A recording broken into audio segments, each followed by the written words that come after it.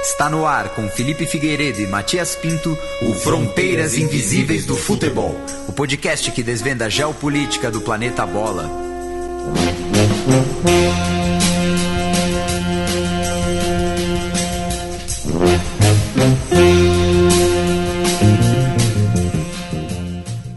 Boa alvorada, ouvintes da Central 3, está começando mais uma edição do Fronteiras Invisíveis do Futebol, parceria aqui da casa com o Xadrez Verbal. E falando no site, canal de YouTube e podcast, eu chamo ele, meu amigo e companheiro Felipe Nobre Figueiredo, o homem por trás do tabuleiro. Olá, meu caro Matias, olá a todos os nossos ouvintes, todo mundo que nos ouve, nos prestigia, nos compartilha, nos ama, nos divulga, nos tolera, né? Chegando aqui mais um Fronteiras Invisíveis do Futebol, chegando aqui já na madrugada, né? Então vai acabar passando um pouco aqui do... né? Teoricamente o programa vai ao ar na quinta-feira, mas né, é só muda o dia quando acorda. Nunca se sabe. Pois é, então pra gente ainda é quarta. De qualquer maneira, queria pedir desculpas aos nossos ouvintes, porque o nosso programa da quinzena passada sobre a Bolívia, né, eu acabei não replicando ele no site do Xadrez Verbal, então não tenho comentários no site, né, mas alguns comentários aqui no Twitter. O Ítalo Henrique disse que gostou bastante, ficou feliz de ter ouvido um pouco da história do estado dele, né, o Acre. Tem uma nerdologia sobre o Acre, inclusive. A Lele Viana comentou e com uma foto de uma estátua de Dom Eduardo Avaroa, né, que é em Cochabamba, né, ele que é um herói nacional boliviano, dizendo que, né, tem duas frases dele na estátua, né? Uma que é volveremos ao mar, né, voltaremos ao mar, e a outra é rendir-me yo que se renda sua abuela, carajo. Né? Então, que é me render, que se renda a vovozinha, né, carajo. Que é uma frase em castelhano que significa poxa vida. É uma expressão em castelhano. É falso cognado. O Johnny disse que gostou muito do esclarecimento sobre ali aquela mentira, né, da Bolívia brasileira, né, que está aí sendo compartilhada em alguns lugares, né, nessa onda monarquista brasileira, e aí tem uma visão idealizada um pouco das coisas, como essa ideia da Bolívia brasileira. E o Pablo Silva, que tem inclusive a bandeirinha da Bolívia, né, no seu perfil, disse que gostou muito do programa, nos deu parabéns, disse que foi muito respeitoso e informativo, e disse assim: sempre me sinto vingado quando vocês mencionam com desprezo aquela professora de Direito Internacional da Sanfran. Olha, eu não sei do que ele está falando, eu não sei. Que professora? Que professora? Agora, uma coisa, meu caro Matias, que acho que, sem querer correr o risco de atropelar, né, os seus comentários, mas acho que deve ter gente aí falando, mas teve pelo menos umas 3, 4 pessoas no Twitter que falaram que a cidade de Olinda, em Pernambuco, onde temos muitos ouvintes, também faliu um McDonald's. Ah, sim. Né? Você disse que a Bolívia faliu um McDonald's, né? Porque ali não teria muito atrativo e tudo mais. E muitos dos nossos ouvintes, como por exemplo Bruno de Moura, né, que é um tradicional ouvinte nosso, comentou que Olinda, Pernambuco, também faliu um McDonald's porque as pessoas não sentiam, não achavam ali muito saboroso, né? Por outro lado, só para dar um puxão de orelha, mas é uma anedota, né? A gente já falou do McDonald's recentemente, até no nosso programa semanal, Xadrez Herbal, rima não intencional, que a gente falou do McDonald's que vai prestar assistência consular na Áustria, né? Então, assim, o McDonald's tem muito essa coisa de você ter a mesma comida com os mesmos serviços em qualquer lugar do mundo. E um dos McDonald's, eu não lembro se eu falei disso no último programa, mas um dos McDonald's que vive cheio no verão, já presenciei isso, é o McDonald's de Porto Seguro. Porque muitas vezes são famílias de turistas, e aí muitas vezes algum integrante da família, né, algum filho ou algum dos pais, sei lá, não se sente confortável com comida baiana, tem medo de comida baiana, não quero comer acarajé, vou passar mal, alguma coisa assim, e aí vai comer no McDonald's. O que, assim, faz um certo sentido? Faz, mas por outro lado é um baita desperdício, convenhamos, né? Então, assim, o McDonald's de Porto Seguro, por outro lado, vive cheio. Tá? Se tem um McDonald's que eu acho que, especialmente no verão, fora da temporada eu não sei. Mas, então o McDonald's de Porto Seguro vive cheio. Já presenciei isso algumas vezes na minha vida. Bem, lá no site da Central 3 tivemos bastantes comentários. O nosso ouvinte chileno, Gabriel Gonzalez, lembrou do guanaco, né, que é da mesma família da lhama, da vicuna e da alpaca, de onde são feitos os famosos gorros andinos, pelo que falaram uma vez a ele em Cusco. Ele corrigiu aqui, falou que o Maurício Baldivieso estreou com 12 anos de idade, ao invés de 15, como eu tinha falado, com a camisa 10 do Aurora, em um jogo contra o La Paz, e que por conta do técnico irresponsável, que era o pai dele, né, que tinha acabado de se aposentar pelo segundo clube de Cochabamba. Ele lembrou também, né, que se caso a região de Antofagasta ainda fosse boliviana, o Alexis Sanches seria da seleção boliviana, já que ele é de Tocopilla, nessa região, e pediu para mandar um abraço para o tio Nacho dele, que falou que está em chileno aqui, más enojado que la chucha, porque la U es colista, né? Tá falando que tá muito chateado porque a Universidade de Chile tá na lanterna do campeonato chileno na época que ele escreveu. Agora saiu da zona de rebaixamento já. O Vitor Mori lembrou aqui de alguns jogadores bolivianos com passagem um tanto quanto apagadas no Brasil. Em 2017, a Ponte Preta teve um atacante chamado Luiz Ali, que ele nem sabe se chegou a entrar em campo. E em 2010, o Cruzeiro contratou o Hilbert Álvares, atacante terrivelmente cabeludo. E por fim, atualmente o Goiás tem um lateral chamado Ervin Saavedra. O Glauco Érico lembrou, né, que o Marcelo Moreno jogou pelas seleções Sub-18 e Sub-20 do Brasil, sendo campeão da Copa Sendai de 2005 no Japão. Lembrando, né, que pelas atuais normas da FIFA, o jogador pode defender outra seleção adulta, né, caso tenha jogado pelas seleções de base. Ele só não pode fazer isso na seleção adulta, né? Só não pode trocar. Lembrando que eu acho que o maior exemplo foi o do Kubala, né? Que jogou nas seleções adultas de Hungria, né? Que era o país de nascimento dele. Espanha e teve mais uma. Ele jogou em 3 seleções. Né? Vou colar aqui, mas Tchecoslováquia. Ele era tcheco. Aí jogou pela Hungria e aí jogou pela Espanha. O Di Stefano também jogou pela Argentina, Espanha. Colômbia. O Di Stefano jogou pela Colômbia? Eu acho que chegou a jogar pela Colômbia também. Não era uma seleção que era oficial. O tempo da Liga Pirata, né? Que a Colômbia estava suspensa. Enfim. O Giovanni Martins fez uma correção, mas na verdade foi eu que expliquei errado. Que ele citou, né, que o Bolívar chegou às semifinais da Libertadores de 2014, mas ele lembrou que o Jorge Wilstermann tinha chegado nas semifinais de 81. Só que eu queria explicitar que era o atual formato, né? Porque antigamente eram os clubes eram grupos binacionais que classificavam melhor, que daí ia jogar um triangular semifinal. Então, no formato atual da Libertadores, apenas o Bolívar que se classificou. O Eduardo Pandini, que é médico infectologista de Colatina, no Espírito Santo, fez um comentário muito interessante, né, sobre os efeitos da coca no combate ao mal da altitude, que de fato existem, são bem conhecidos e não são placebo. A coca é uma substância estimulante que age sobre a região do cérebro responsável pelo controle da respiração, aumentando a frequência respiratória em um ambiente com atmosfera rarefeita e evitando assim o acúmulo de gás carbônico no sangue e outros efeitos associados ao sorote, ou mal da altitude. Outras substâncias estimulantes como a cafeína também têm efeito, mas a coca tem outras vantagens, pois também corta a fome e a sede. Por outro lado, substâncias depressoras do sistema nervoso, como o álcool, maconha e remédios para dormir, devem ser evitados na altitude justamente por dificultar a atividade do centro respiratório e piorar o mal da altitude.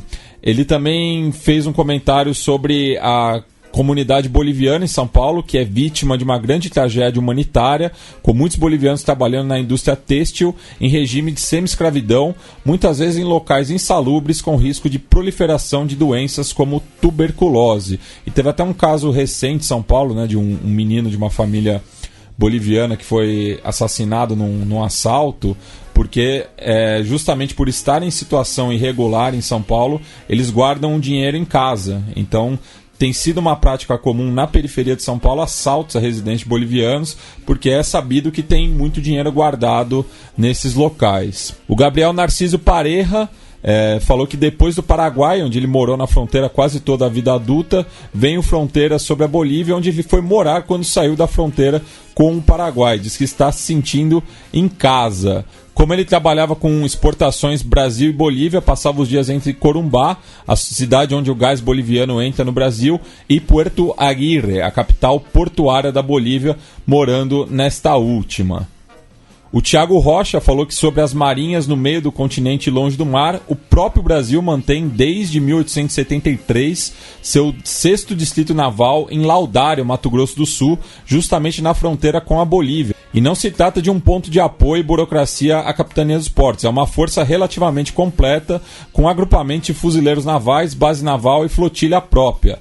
Fato curioso sobre a flotilha que guarda essa fronteira é que ela é liderada pelo monitor Parnaíba U-17, que detém o título de navio de guerra em atividade mais antigo do mundo. Seu lançamento se deu em 1937, tendo inclusive participado de missões de escolta no Atlântico Sul na Segunda Guerra Mundial. O José Carlos Júnior perguntou, né, que está faltando Guiana, Suriname e Venezuela. Bem, se você percebeu o título do programa de hoje, falaremos sobre, mas explicando mais uma vez, né, a ideia dessa sequência de programas é tratar dos filiados à Conmebol, não dos países sul-americanos como um todo, né? Então por isso que não falaremos por enquanto de Guiana e Suriname, quem sabe no futuro. O Suriname a gente vai falar quando o Clarence Seedorf aceitar nosso convite. Ele fala português, né? Exatamente. Os jogadores da Guiana eu já não... de cabeça não conheço. E por fim, o Júlio Okabayashi escreveu aqui que, aproveitando a dica cultural sobre a Guerra da Água, ele gostaria de compartilhar uma dica relacionada também, né, que é uma animação chamada Abuela Grilo, que mostra um olhar poético sobre este fato histórico. Bem, Felipe, como já falamos, né, vamos tratar agora da Venezuela e, por uma coincidência, né, porque isso não foi planejado, a gente vai fechar essa sequência de programas na ordem dos adversários do Brasil na fase de grupos, né? Eu nem sabia. Estreia contra a Bolívia, depois pega a Venezuela e, por fim, o Peru, que vai ser o programa da quinzena vindoura. Isso, aí vai pegar o Peru e é complicado, né? Todas aquelas piadas que todo mundo conhece desde o Cacete Planeta. As crianças da sala. Pois é, desde o Cacete Planeta, né? Mas o melhor jogo é Peru e México, né? México-Peru. Mas, enfim, então vamos aí falar da Venezuela, e que tem uma tradição no futebol não muito tradicional, só que acho que, já antecipando um pouco, meu caro Matias, antes de você começar, né, o primeiro bloco, esse programa é um programa especial que teremos a estreia de um novo quadro. Pois né? Além desse novo quadro, teremos uma participação especial, né, que você depois vai apresentar da forma devida e merecida.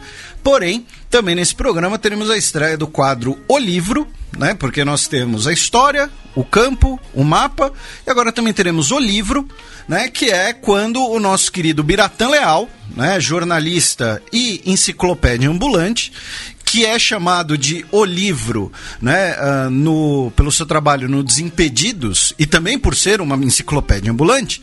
E aí, toda quinzena, ele vai trazer ali uma história pitoresca, digamos assim, algum detalhe, alguma questão.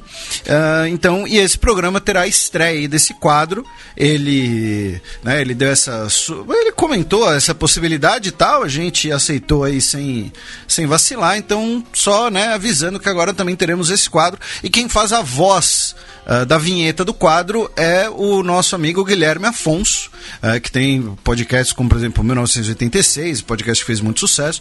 Então tá aí, né, apenas apresentando e agradecendo tanto ao Biratã quanto o Guilherme Afonso. E só também me desculpando com parte dos nossos ouvintes maranhenses, que eu fui cornetado no conselho editorial do Baião de 2, porque eu esqueci de citar o Sampaio Correia no programa passado, que é conhecido como Bolívia Querida, né? Pois é, por conta das cores. E coincidência ainda por cima, era numa semana em que ele enfrentava o Palmeiras pela Copa do Brasil, né? Não foi clubismo meu, também foi um vacilo meu, peço desculpas. Então, né, bem lembrado aí, pedimos desculpas aos nossos ouvintes torcedores do Sampaio Corrêa. Bueno, então passemos para o primeiro bloco para tratar justamente sobre a história da Venezuela.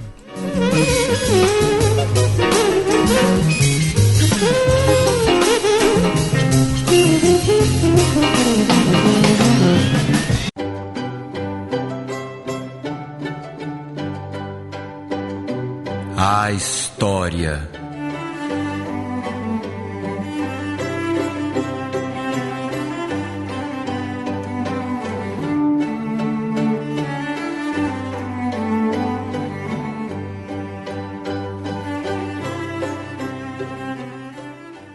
Estimam-se que os primeiros seres humanos chegaram ao atual território da Venezuela há 30 mil anos, dando início ao período Paleoíndio, que durará aproximadamente até 5 mil anos antes da Era Comum. Nesse segundo período de transição, chamado de Mesoíndio, começa um pequeno intercâmbio com as ilhas caribenhas, mas o sedentarismo só começará de fato com o domínio da agricultura e arquitetura por volta de 1000 antes da Era Comum. As principais etnias do período Neo-Índio, último antes da chegada dos espanhóis no final do século XV, eram Arauacos e Aiauaus, da Amazônia, os Caribes, não precisa falar de onde que eles eram, o Timoto Cuica, vinculados aos Tibichas, nos Andes. E que tocavam muito um instrumento... Desculpa, foi muito ruim, continua. Enfim. Além da presença Tupi-Guarani e Yanomami.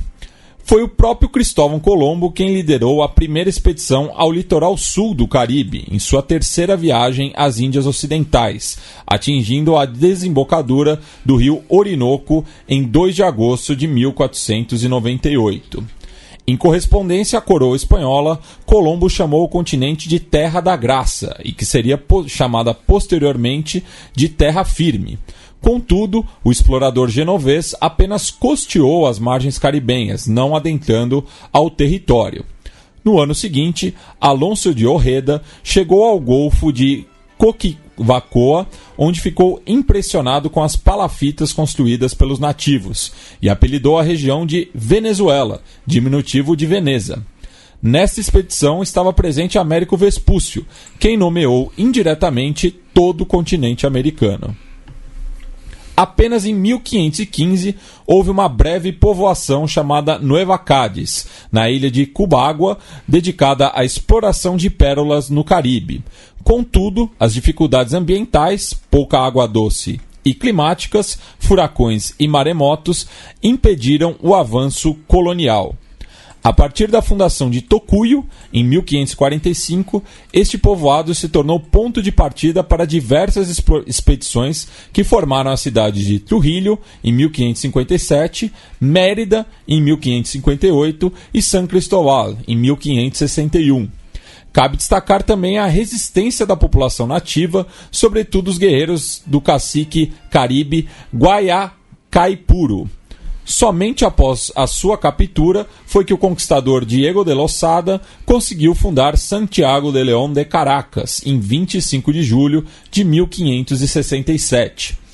Antes da fundação da futura capital venezuelana, houve outra breve experiência colonial, em 1528, na qual o rei Carlos I teve sua dívida perdoada com os banqueiros da família Welser, originária de Augsburg, hoje na Alemanha, em troca do território que compreendia o Cabo de la Vela e Maracapanã, entre as atuais cidades de Coro e Anzoátegui. Em contrapartida, os novos governadores deveriam construir 2 povoados e 3 fortalezas, além de explorar minerais e cooperar militarmente com Santa Marta, hoje parte da Colômbia. Contudo, o contrato foi rescindido quase 30 anos depois pelo não cumprimento dos itens citados. A conquista ao sul teve como ponto de inflexão o estabelecimento de São Tomé de Guaiana, em 1595, por Antônio Berrio. Assim como outras regiões da América Espanhola, a província da Venezuela não despertava o interesse metropolitano, já que suas riquezas não eram aparentes como no epicentro do vice-reino do Peru ou da Nova Espanha.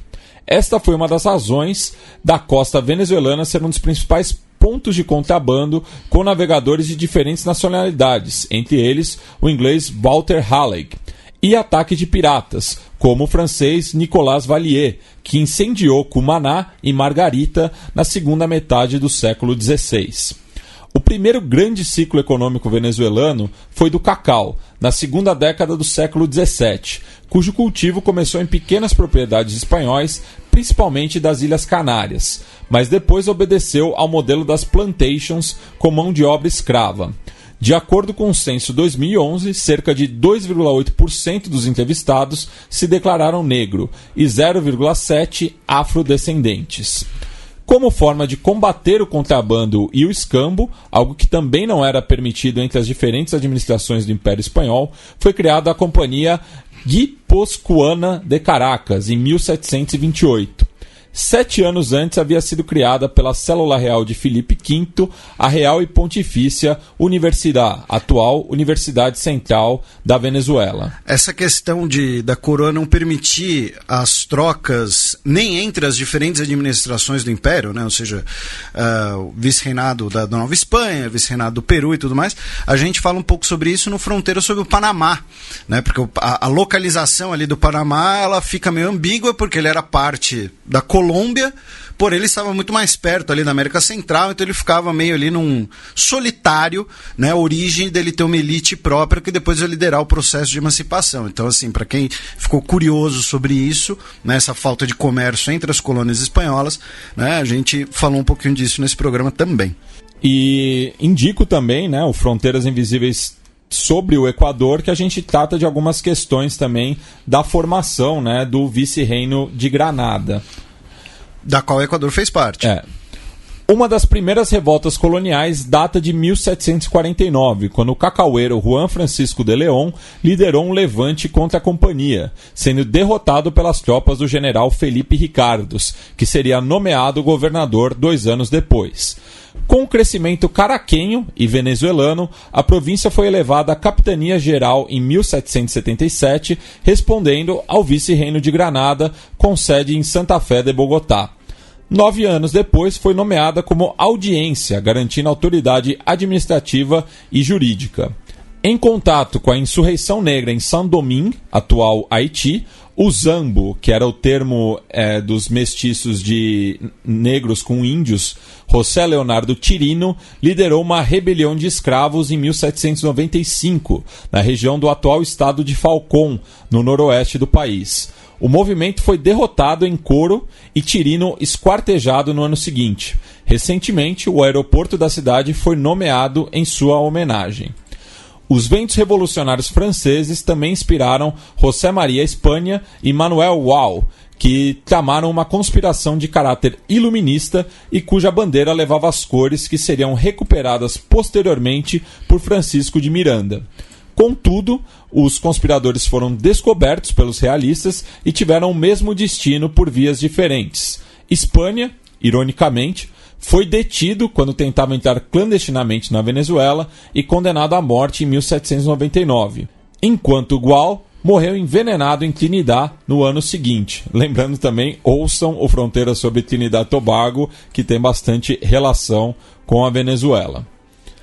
Retomando a figura de Miranda, ele havia combatido na Revolução Americana e Francesa, na qual é o único latino-americano em figurar no Arco do Triunfo. Em 1806, parte de Nova York comandando 2 embarcações e 200 homens, com destino à costa venezuelana, onde fora derrotado pelas tropas locais, buscando refúgio em Trinidad e posteriormente na Inglaterra. No ano anterior, o jovem Simão Bolívar, acompanhado do tocaio Simão Rodrigues e também de Francisco Rodrigues, fez o juramento de libertar a América do jugo espanhol, no cume do Monte Sacro, emulando os plebeus da Roma Antiga. Em 19 de abril de 1810, como aconteceu em boa parte da América Espanhola, que então respondia a José Bonaparte, foi convocado um cabildo aberto em Caracas para desafiar o capitão-geral Vicente Emparán.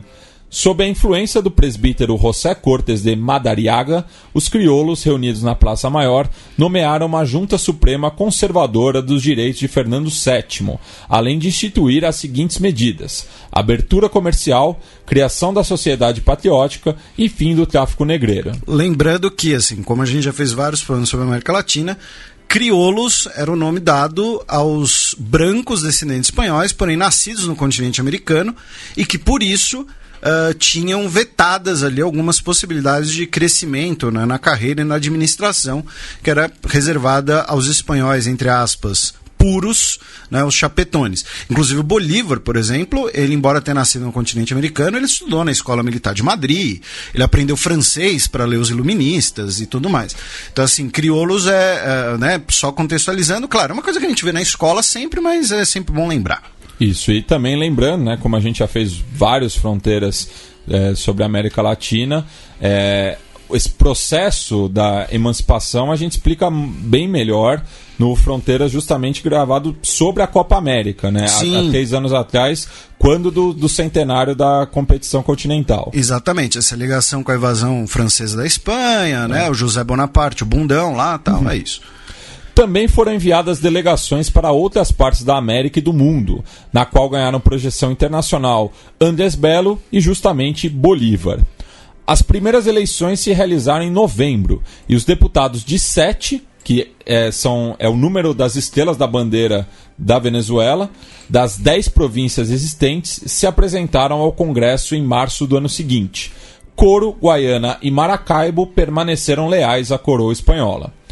A tripartição dos poderes teve um triunvirato à frente do executivo, formado por Baltazar Padrón, Cristóbal Mendoza e Juan Escalona. Membros da Sociedade Patriótica convenceram quase todos os congressistas, menos um, a declarar a independência da Venezuela em 5 de julho de 1811, cuja ata foi redigida por Juan Germán Rocio e aprovada 2 dias depois. A Constituição, a primeira das mais de 20 da história venezuelana, também foi escrita por Rocio, em parceria com Francisco Javier Ustares e Gabriel Ponte, inspirada pelo federalismo estadunidense e a Declaração dos Direitos do Homem e dos Cidadãos. A jovem república enfrentou diversas dificuldades nos seus primeiros anos de vida, desde o bloqueio militar, comandado pelo capitão espanhol Domingo Monteverde, até um terremoto que vitimou cerca de 10 mil pessoas em 1812. As diferenças entre os membros do triunvirato resultaram na ascensão do generalíssimo Francisco de Miranda, com poderes absolutos, e que nomeou Bolívar e Ustares como defensores de Puerto Cabello e Valência, respectivamente. Triunvirato nunca dá certo, tá? Fica a lição. Se um dia você comandar uma revolução, você, nosso ouvinte, falar, vamos fazer um triunvirato, não vai dar certo, tá? Desde Roma Antiga não dá certo, desencana, tá? É isso.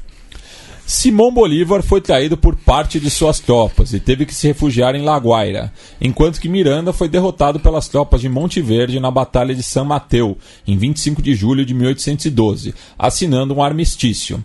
Durante sua fuga do país, o generalíssimo foi encarcerado primeiro em Porto Rico e depois em Cádiz, onde faleceu vitimado por um derrame, 4 anos depois no arsenal de Carraca. Estabelecido em Cartagena, onde redigiu um manifesto, Bolívar conseguiu o apoio do Congresso de Nova Granada, que lhe garantiu recursos bélicos e humanos para empreender a campanha admirável, que começou com a tomada de Cúcuta e San Antônio de Táchira, entre fevereiro e março de 1813, e culminou com a fuga de Monteverde a Puerto Cabello e a entrada das tropas bolivarianas em Caracas, em agosto daquele ano, proclamando a nova república. E campanha admirável é o nome do evento, tá? Não foi, não é que o Matias achou muito legal, ele falou campanha admirável, é o nome que dão, tá? Então, é o nome histórico. Exato, é o naming rights.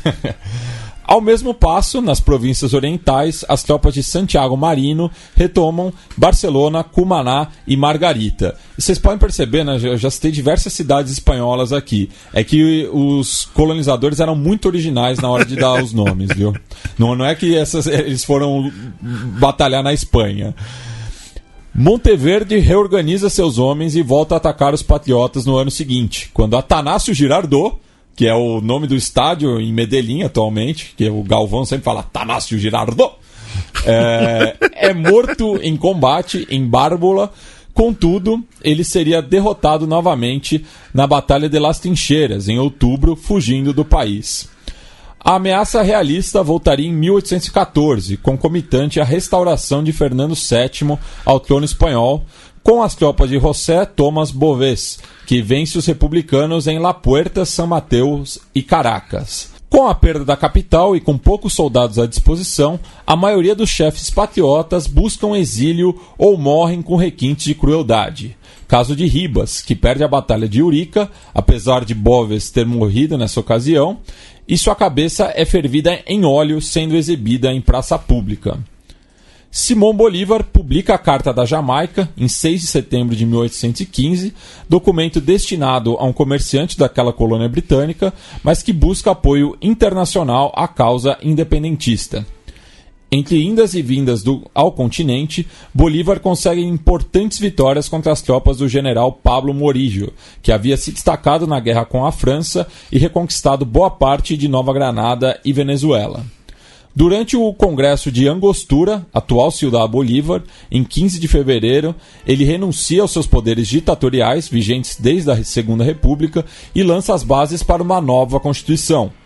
Em 4 de junho, as tropas bolivarianas cruzam o rio Arauca, após novo triunfo sobre Morillo, e chegam a Nova Granada, dando início ao antigo sonho de unir as duas antigas administrações coloniais sob a mesma bandeira republicana, evento esse que completou 200 anos exatamente há 2 dias, né? Estamos entrando aí na madrugada de 6 de junho. Depois dos sucessos militares entre julho e agosto, em Gamesa, Pantano de Vargas, nas imediações de Bogotá, e Boyacá, o Congresso de Angostura sancionou a Lei Fundamental da República da Colômbia, em 17 de dezembro, reunindo os departamentos de Cundinamarca, Quito e Venezuela. E você mencionou a Batalha de Boyacá, ela é considerada a batalha, né? A mais importante da Guerra de Independência. O golpe de morte, né, das tropas. Assim, depois disso, os espanhóis não iam conseguir mais nenhuma vitória. E a batalha é engraçado porque assim, a gente tem um programa sobre a Colômbia, né? E até 1830, como os nossos ouvintes vão ver, a história de Venezuela e Colômbia são muito entrelaçadas, né? Estamos falando ali de tudo da Nova Granada e tal. E a data da Batalha de Boyacá, ela é feriado nacional na Colômbia, não é na Venezuela, mas é na Colômbia. E até porque Boyacá está atualmente na Colômbia. E é o dia da posse do presidente, né? É o dia da pátria, alguma coisa assim. E é uma das maiores batalhas das guerras de independência da América Espanhola, né? A gente só vai ter uma batalha maior em número de combatentes, já, se não me engano, já na Guerra do Paraguai só, né? Foram quase 6 mil combatentes, o que para os termos latino-americanos da época são muitos, né? Claro, se comparar com Waterloo, não vai ser tanta coisa assim. Mas, então a Batalha de Boyacá é engraçado porque a gente está falando sobre a Venezuela, mas é uma data das mais importantes na Colômbia, né? Lembrando que era parte da mesma administração. Durante 1821, as tropas colombianas libertaram Maracaibo, Carabobo e Cumaná.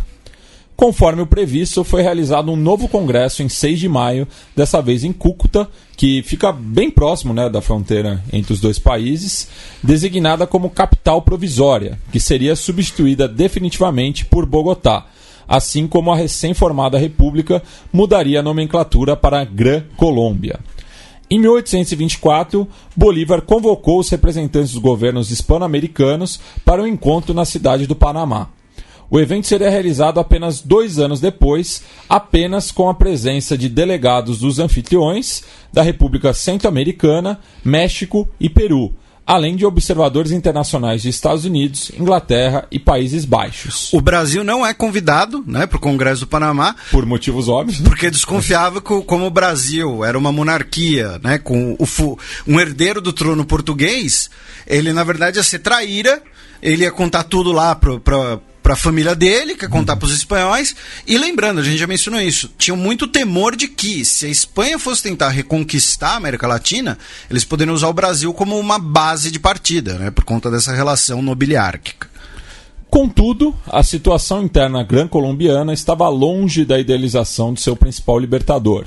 Movimentos separatistas ganhavam forças nos 3 departamentos, e José Antônio Páez foi nomeado chefe da Venezuela.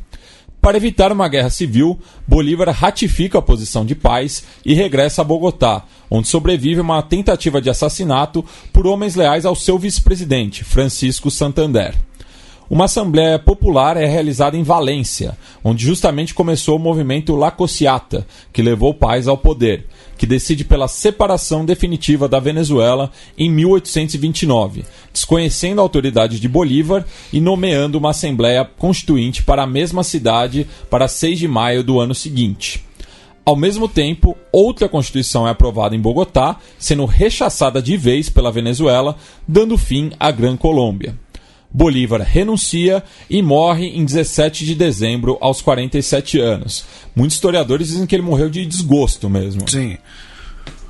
Ao longo do século XIX, o espectro bolivariano acompanhará os rumos da política venezuelana, que, assim como boa parte da América Latina, será dividido, adivinha, Felipe, entre quem?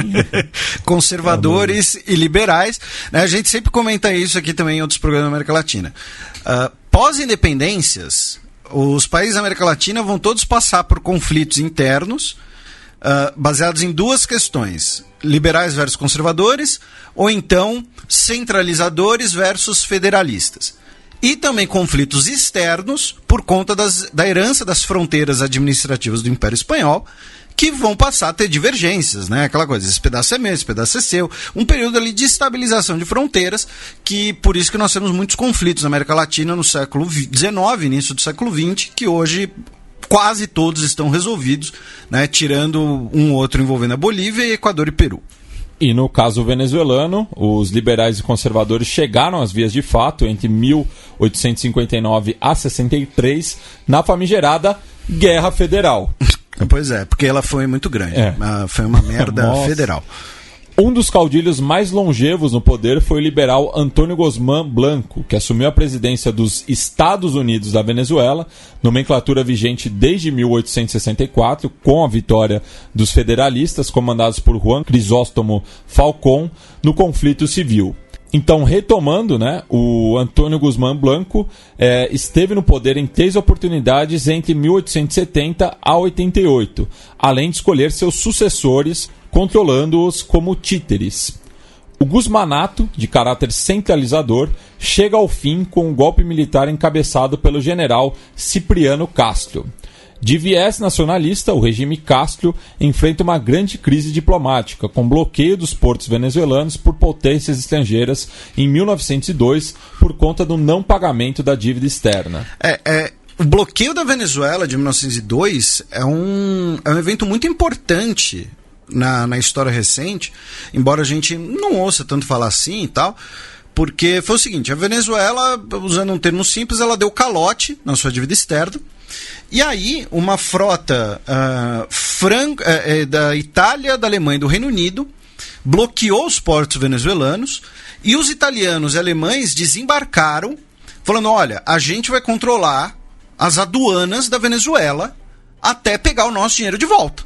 Basicamente isso. Então, assim, o que você pagava ali para importar ou exportar um produto no porto, agora você não ia pagar para o governo venezuelano, você ia pagar direto para o credor. Sabe quando o clube tem dívida trabalhista e daí os credores confiscam a taça? Não, confiscam a renda na bilheteria? É mais ou menos a mesma coisa. Mais ou menos, só que assim, na base da força contra outra nação soberana. Inclusive, na frota alemã estava a canhoneira Panther, né, que depois vai se envolver em loucas confusões aqui no Brasil e depois em loucas confusões no Marrocos. Aquele navio era amaldiçoado. Onde ele ia, dava merda. E assim, é um exemplo clássico justamente da chamada diplomacia da canhoneira, que é um termo contraditório, que é você forçar países menos envolvidos a atender os seus interesses na base da força. E por que eu digo que foi importante? Porque é a primeira vez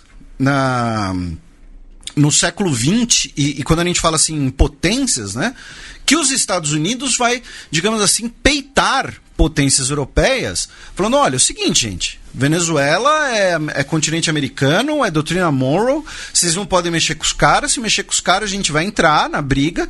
Então, via uma mediação dos Estados Unidos que, digamos assim, paga a dívida venezuelana e assume a dívida, ou seja, agora a Venezuela vai ter que pagar para os Estados Unidos, tira a frota europeia retirada de lá. A minha dica cultural, inclusive, vai ser sobre isso, mas é um evento muito importante porque, assim, é isso mesmo que vocês ouviram. Imagina que o Brasil, tá, sei lá, por exemplo, recentemente a Argentina contraiu empréstimo no FMI. A Argentina não paga. E aí os Estados Unidos mandam uma frota bloquear Buenos Aires e controlar o porto. Tá? É surreal porque foi surreal mesmo. Tá? E aí gerou uma grande crise diplomática na época, e que o Reino Unido participa não só porque era credor, mas porque o Reino Unido e a Venezuela já estavam se estranhando por conta da região de Essequibo, né, que é a região da Guiana, que você vai falar mais adiante, que a gente já comentou algumas vezes no programa, que ali é um território que a Venezuela diz que é deles, a Guiana diz que é deles, a Guiana antes era do Reino Unido, então, e que hoje, para piorar, tem petróleo, né? E justamente, né, Caracas entra de vez para a zona de influência estadunidense, que vinha ganhando projeção na região desde a Guerra Hispano-Americana, em 1898, e que foi apelidada de Big Stick, né, pelo Theodore Roosevelt 3 anos depois, além justamente de Washington mediar, né, os conflitos fronteiriços com a Guiana Inglesa. Não porque os Estados Unidos eram bonzinhos, mas porque os Estados Unidos não queriam os ingleses tomando mais território ainda aqui no continente americano. Porque eles sabiam que se os ingleses fossem pro pau de verdade com a Venezuela, não ia dar pro cheiro pra Venezuela. Ainda mais. Início do século XX, o Reino Unido era a maior potência do mundo. Porém, quando o governo venezuelano entrou em conflito com uma mineradora norte-americana, em junho de 1908, causou uma ruptura diplomática com os Estados Unidos, que patrocinou um novo golpe militar, colocando Juan Vicente Gómez no poder até a sua morte em 1935. Gómez foi extremamente subserviente ao capital estrangeiro, principalmente dos Estados Unidos, situação que se agravaria com a descoberta das primeiras jazidas de petróleo em 1917 na bacia do Orinoco. E é com imenso prazer que eu anuncio agora o novo quadro do Fronteiras Invisíveis do Futebol com o nosso amigo Ubiratã Leal. E na volta já emendamos com o bloco sobre o futebol na Venezuela. E como vocês vão ouvir o Bira falando, não é a modalidade mais popular do país.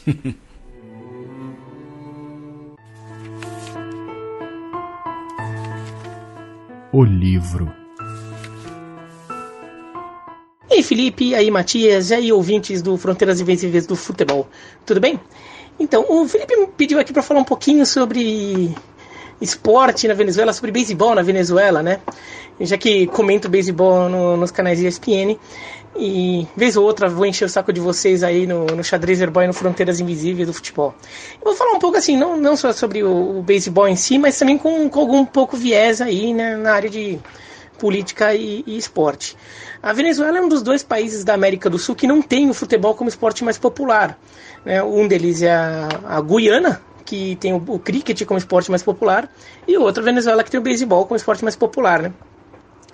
E interessante que a forma como o beisebol chegou na Venezuela se tornou marcante até por uma questão diplomática para a Venezuela nos últimos anos, sobretudo nesses anos Chávez Maduro. O futebol, tem uma brincadeira muito comum aí no Fronteiras, que o futebol chegou ao país por meio de marinheiros ingleses que levaram, sei lá o que, o futebol, uma bola de futebol, começaram a jogar no porto, ou então por meio de empresas inglesas, tudo. E é quase sempre uma história, essa é sempre a mesma história, né? Ingleses que faziam negócios aí naquele período de domínio econômico e político no mundo do Reino Unido, da Inglaterra, que acabavam levando o futebol junto com ele na medida que eles iam fazendo negócios, comércio com os outros países. O beisebol, apesar de ter um esporte de foco muito menor, assim, né, que não se espalhou pelo globo, ele acabou tendo histórias de disseminação um pouco diferentes. Não é tudo que saiu dos Estados Unidos, como muita gente pode imaginar. Na verdade, os Estados Unidos, claro, é o país de origem do esporte e tiveram importância nisso. Mas houve fenômenos locais. Por exemplo, no Oriente, o Japão ajudou a levar o beisebol para outros países ali. Não foi direto via Estados Unidos, teve o Japão como intermediário. E no Caribe, parte da popularidade do beisebol em ilhas do Caribe, ilhas de língua espanhola, não veio diretamente dos Estados Unidos. Até teve uma contribuição americana, mas em alguns lugares veio via Cuba. Né? Os Estados Unidos levaram para Cuba e Cuba acabou levando para os outros lugares, até porque Cuba ainda era um país... Aí a gente está falando final do século XIX, começo do século XX. Cuba era um país bem aberto e bem importante ali no comércio da região. E foi assim que o beisebol chegou na Venezuela. Chegou por causa de companhias fabricantes de charutos, companhias cubanas que fabricavam charutos e foram montar negócios na Venezuela, e fábricas inclusive, e os seus funcionários cubanos, diretores, acabaram levando o beisebol para lá e ensinando os funcionários a jogar, os funcionários venezuelanos, e com isso se espalhou. Claro que esse, na verdade, foi o pontapé inicial. O primeiro jogo de beisebol na Venezuela ocorreu em 1895. A gente está falando da mesma época em que o futebol estava chegando no Brasil, né? O primeiro jogo de futebol registrado no Brasil acho que é de 1894, só um ano antes. Então, só para localizar vocês. No começo do século XX, teve uma força extra nessa implementação do beisebol, aí sim via Estados Unidos. Os Estados Unidos não levaram o beisebol primeiro, os Estados Unidos levaram mais onde já existia, que foi quando o negócio do petróleo começou a crescer muito na Venezuela e empresas americanas foram explorar o petróleo. Então daí os americanos quiseram jogar beisebol, viram que já tinha um cenário local ali de beisebol, e isso só reforçou a presença do beisebol. E ele se tornou realmente o esporte nacional em 1941, quando a Venezuela foi ganhou o campeonato mundial, que na verdade tem o nome de campeonato mundial, mas na verdade era um campeonato mundial amador, tá? Só para vocês entenderem. Era um campeonato mundial amador que eles ganharam de Cuba, em Cuba. Nesse torneio, na época, era basicamente uma Copa América, né? Só tinham países das Américas, mas a Venezuela foi campeã mundial ali em 41. E isso foi um evento muito importante, porque os próprios cubanos saudaram muito o título da Venezuela, porque eles ficaram com orgulho de ver que o país que eles tinham ensinado o beisebol já havia chegado ao topo. Né, Cuba era uma força dominante ali, mas eles viram que um outro país que tinha uma marca do beisebol cubano chegaram ao título, e tanto que os técnicos, né, os treinadores, toda a formação do beisebol venezuelano naquela época era cubana. Então os cubanos ficaram muito orgulhosos por causa disso. E claro, na Venezuela foi loucura, né? Então os jogadores daquela equipe viraram heróis nacionais, decidiram reforçar a ideia de criar uma liga profissional na Venezuela. O dia da final, até hoje, a data é o Dia Nacional dos Esportes na Venezuela, e o beisebol foi decretado como esporte nacional da Venezuela. E por causa disso, a relação entre Cuba e Venezuela sempre foi muito próxima, a identificação cultural. E o beisebol tem muito a ver com essa identificação cultural entre Cuba e Venezuela ser tão grande. E, claro, os dois países acabaram tomando rumos diferentes, né? Cuba teve a revolução, o Fidel Castro tomou poder, virou um país comunista e acabou se isolando, né, do meio do beisebol. A Venezuela não, né? A Venezuela continuou tendo seus campeonatos profissionais, os Estados Unidos os times americanos montaram academias, né, centros de treinamento na Venezuela para buscarem jovens venezuelanos, então foi tomando outro rumo. nos dois países. Mas essa identificação continua forte. Esse é um ponto de convergência entre Cuba e Venezuela. Quando o Hugo Chávez assume o poder na Venezuela e adota um discurso mais de esquerda, um dos elementos que ele usa para reforçar a aproximação com o Fidel Castro, obviamente acabou sendo o beisebol.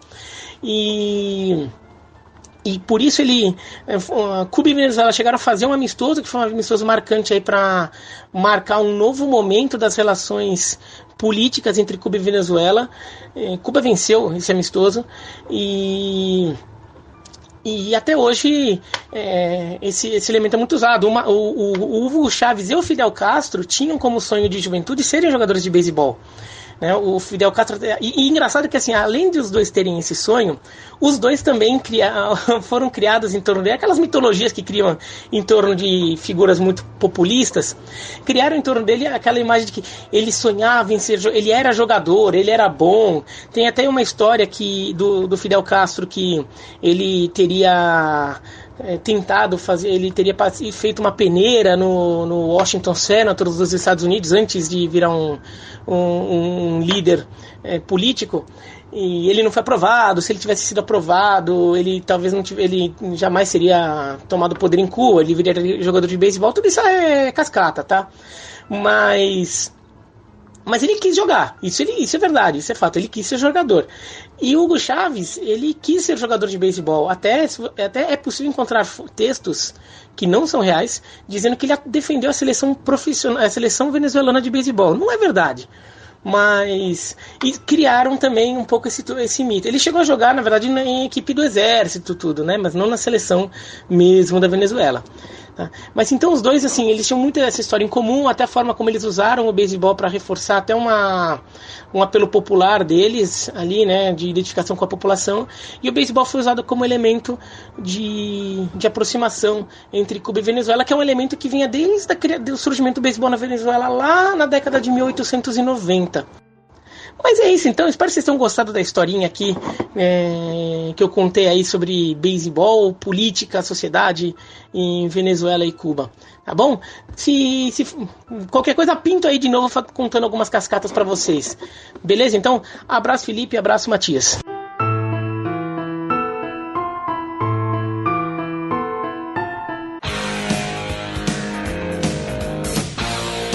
O campo.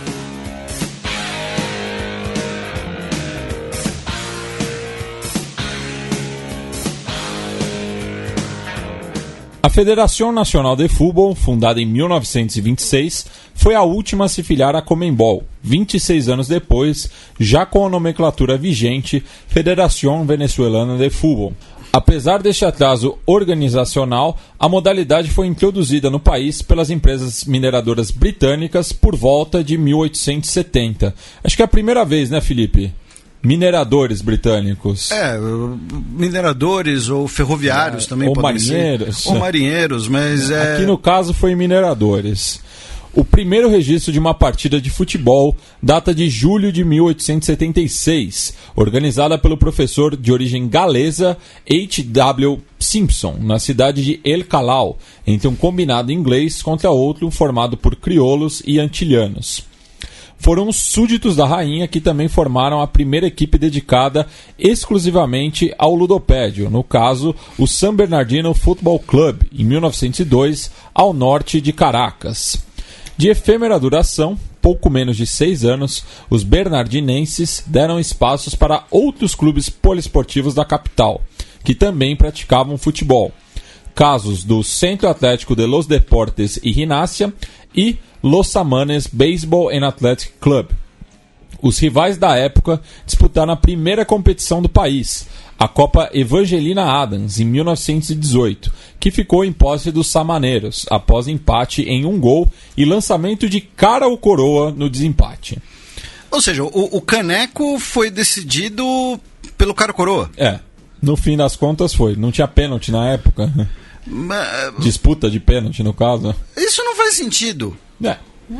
Bem, ok. Quem sou eu para reclamar do regulamento? Felipe, já teve vaga de Copa do Mundo que foi decidida no cara ou coroa. Tudo bem, mas isso não quer dizer que não faz sentido. Mas ok, sei lá, disputava no soco.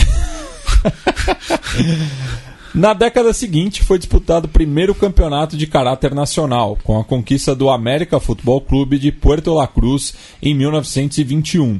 Isso é um dado interessante, né? Porque na maioria dos países que a gente visitou da região, os campeonatos nacionais Na capital. Eram jogados na capital ou em uma ou outra cidade.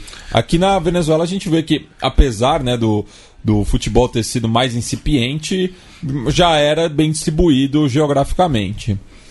Durante o amadorismo, que durou até 1956, 13 equipes de 4 cidades diferentes, principalmente Caracas, levantaram o troféu.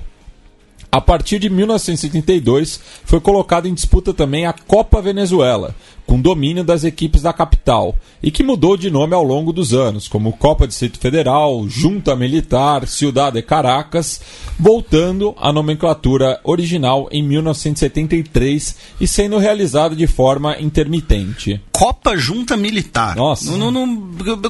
É o Cara. milicão. A seleção venezuelana debutaria internacionalmente durante a 4ª edição dos Jogos Centro-Americanos e do Caribe, sediados em 1938 no Panamá, perdendo por 3-1 para os anfitriões. A seleção colombiana estreia também nesse mesmo certame, para ver aí como são parecidos. No mesmo ano, também participou dos primeiros Jogos Bolivarianos realizados em Bogotá, no qual foi a última colocada do pentagonal. Eu prefiro dizer que ficaram em quinto. Terminou em quinto. Ao todo, a Venezuela sediou os Jogos Centro-Americanos e do Caribe em 2 oportunidades, Caracas, 1959, e Maracaibo, 1998, ganhando 2 medalhas de ouro, 5 de prata e 2 de bronze na modalidade.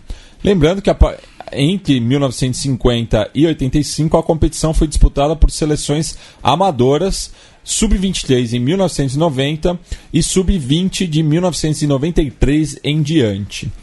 Já os Jogos Bolivarianos voltariam à terra natal do seu homenageado em 4 ocasiões: Caracas, 1951, Maracaibo, 70 e 89 e Barquisimeto, em 81. A Vinotinto conquistou 6 medalhas de prata e 7 de bronze, sendo que desde 1985 os países são representados por seleções de base. Esse é outro detalhe interessante, né? Por conta da Gran Colômbia e tanto o Equador, a Colômbia e a Venezuela terem uma bandeira similar, a seleção venezuelana foi a que decidiu ser a diferentona. Então adotou um uniforme cor de vinho. Por isso que ela é conhecida como Vinotinto. E tem alguma história específica desse uniforme? Da escolha do uniforme em si, eu vou ficar te devendo, Felipe. Eu respondo na próxima edição. Ok. Como forma de popularizar a modalidade, a federação local organizou a Taça Cidade de Caracas, que durou de 1952 a 75.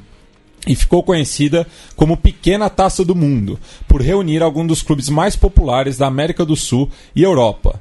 Dentre os brasileiros, o Corinthians sagrou-se campeão em 54 e o São Paulo foi bi em 55 e 63. E não tem peso de campeonato mundial, então não vem encher o saco. Com o advento do profissionalismo, em 1957, ganharam força os clubes ligados às colônias de imigrantes europeus da capital, estabelecidas após a Segunda Guerra Mundial, numa política de branqueamento, né, da população. É muito similar ao que aconteceu em outro país da região chamado Brasil. Só que um pouco antes. Pouco antes. Então, o Deportivo Português, o Deportivo Espanhol, o Deportivo Galícia e o Deportivo Itália e a União Deportiva Canárias foram campeãs. Lembrando que o Deportivo Vasco foi campeão da antepenúltima Liga Amadora. Eram muito originais também para dar o nome, né? É a Lusa, é o Vasco, é o Jabaquara, é o Galícia da Bahia, é o Palmeiras ou o Cruzeiro. E tem algum time da comunidade canária ali em Florianópolis, Santa Catarina? Não sei. Não sei. Ok, é o Criciúma. Pronto, é amarela, cor de canário, é o Criciúma. Enfim. A estreia na Copa América foi somente em 1967, no Uruguai, perdendo 4 dos 5 jogos, mas vencendo a Bolívia por 3-0 no Estádio Centenário. A partir da edição seguinte, em 1975, a Conmebol aboliu as sedes fixas, organizando 3 triangulares em partidas de ida e volta. Para azar da Venezuela, ela dividiu o grupo com a Argentina e Brasil, sofrendo 4 goleadas, com destaque para os 11-0 no Gigante de Arrojito e 6-0 no Mineirão. Entre 1970... O que é pior no Mineirão, 6-0 ou 7-1? Se você for a seleção porque o saldo local... é o mesmo. Mas nesse caso ela é visitante, né? Tá, mas no 7-1 você fez o golzinho de honra ali. Eu acho que 7-1 é pior. Ok. Numa semifinal de Copa do Mundo... Entre 1970 a 76, a Federação Venezuelana de Futebol organizou a Copa Simón Bolívar, com apenas equipes colombianas como convidadas nas 2 primeiras edições, e nas últimas 3 o convite foi estendido aos bolivianos, equatorianos e peruanos. O único campeão entre os locais foi o Deportivo Galícia, em 71, ao bater o Atlético Nacional por 3-2 nas penalidades, após empate por 2 gols no tempo regulamentar. Apesar de não ser um título oficial, essa é a única conquista continental dos clubes da Venezuela. A Portuguesa Futebol Clube, com o artilheiro Jairzinho no plantel, foi a primeira equipe venezuelana a alcançar as semifinais da Libertadores em 1977. Pera, o Jairzinho, o nosso Jairzinho? O Jairzinho, aquele. Que, aliás, a carreira dele é um Fronteiras Invisíveis do futebol. É um rolês aleatório. Porque a gente já citou ele no programa da Bolívia. Ele jogou no Equador também. E como treinador passou pela Grécia e Gabão. Então tá aí, tá convidado o Jairzinho, artilheiro da Copa de 70 e furacão da Copa. Além de ter jogado no Olympique de Marseille também. Esse não é um rolê tão aleatório assim. E uma coisa que pouca gente fala, foi o mentor de Ronaldo Fenômeno no São Cristóvão. Tá? Inclusive tem toda lá uma história e tal, mas ele foi o mentor do Ronaldo Fenômeno ali na categoria de base. A Portuguesa chegou às semifinais da Libertadores em 77, classificando-se de forma invicta no grupo binacional com os representantes peruanos e enfrentando no triangular os brasileiros Cruzeiro, que defendia o título, e o Internacional, vigente campeão brasileiro, ao qual venceu por 3-0 em Acarigua, mas perdeu os outros 3 compromissos. Apesar do nome, o clube não homenageia a colônia luso-venezuelana, mas sim o seu estado de origem. Tem um estado na Venezuela que chama Portuguesa, localizado no centro-ocidental do país, e o seu êxito simboliza a hegemonia dos quadros interioranos nas décadas de 70 e 80, nas quais os caraquenhos passaram 12 temporadas consecutivas sem conquistar nenhum título. Seguindo o exemplo de outros campeonatos sul-americanos, dividiu-se o torneio em apertura e clausura na temporada 1996-97, porém sem peso de título e sim com turnos para definir os finalistas. É nessa época que se formou a rivalidade entre Caracas e Deportivo Táchira, únicas equipes venezuelanas a chegarem às quartas de final da Libertadores no modelo atual, né? O Deportivo Táchira, inclusive, enfrentando São Paulo na edição de 2004. Como os maiores campeões, com 11 e 8 títulos respectivamente. Daí nos títulos do Táchira, você soma também a conquista anterior do União Atlético Táchira, que foi um clube predecessor.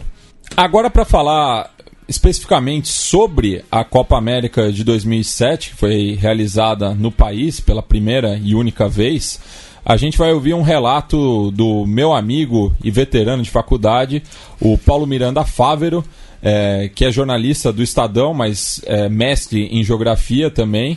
Inclusive, parte da sua experiência na Venezuela está disponível na sua dissertação, Os Donos do Campo e os Donos da Bola, alguns aspectos da globalização do futebol, que foi defendida em 2009, lá no Departamento de Geografia Humana. Então vamos ouvir aí o relato do Paulão sobre o que ele observou ali como setorista da seleção brasileira. Salve, salve pessoal, tudo bem? Muito feliz aí de participar do programa de vocês, de ser convidado para falar um pouco sobre essa Copa América realizada na Venezuela em 2007. Eu tive a oportunidade de ir para lá, fazer uma cobertura como jornalista, e no primeiro momento, assim, o que mais me chamava a atenção, assim, por que tendo um evento desse porte, né, que é super importante para as Américas, com o futebol, num país que não gosta, ou na época não gostava tanto de futebol, né? O beisebol é o esporte preferido, basquete, vôlei, boxe, tinha algumas modalidades bem populares,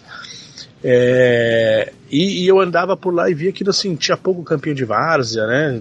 Falava, poxa, estranho sendo construídos estádios gigantescos e de bom padrão, né? Talvez não num padrão FIFA como a gente viu na Copa 2014, num nível um pouco abaixo, mas assim, para um padrão bem elevado para a realidade local. E o interesse do público lá era assim, poxa, estamos tendo um mega evento aqui, vamos ver, vamos dar uma olhada. Mas por trás disso tinha um projeto político do chavismo de usar esse esporte também para levar o chavismo para várias partes do próprio país e também para fora do país, como foi feito por muitos outros governos na história, né? Vocês sabem até melhor que eu isso. E era engraçado a gente ver assim, as cidades-sedes passando por esse processo de mudança na infraestrutura. A gente viu muito isso no Brasil aqui também. Vários projetos aqui acabaram parando depois da Copa e tem coisa que até hoje não são do lugar. Mas na Venezuela, assim, foi um evento mais simples para se realizar, mas em vários lugares tinha cartazes assim, com propagandas do governo, chaves nas ruas, nos estádios, material político sobre o socialismo bolivariano era distribuído para a imprensa estrangeira. Então era um jeito de usar o futebol para popularizar esse regime chavista, né? No local o Brasil ficou na primeira fase, ele ficou hospedado numa cidade que é chamada Puerto La Cruz, que é no Caribe venezuelano. E o governador, chamava Tarek William Saab, ele falava que o Chávez chamava ele de poeta da revolução. E o cara era uma figura, e aparecia no treino da seleção, com uma mulher bonitona, ia lá tirar fotos, posar com os jogadores, e ele falava assim, minha aprovação pela população é de 60% mais ou menos. Depois da Copa América vai passar dos 70%, né? E ele comemorava o fato de ter conseguido trazer a seleção brasileira para o seu estado, né, que ele governava, né? Você chegava no estádio, por exemplo, da final em Maracaibo, onde o Brasil jogou e foi campeão, você via assim, as paredes tinham pintadas com imagens do Simão Bolívar, por exemplo, parede pintada com Che Guevara, escrito Pátria ou Muerte, hasta la vitória sempre, né? Que é uma frase bem proferida depois da morte dele, principalmente. E tudo financiado pelo dinheiro do petróleo, né?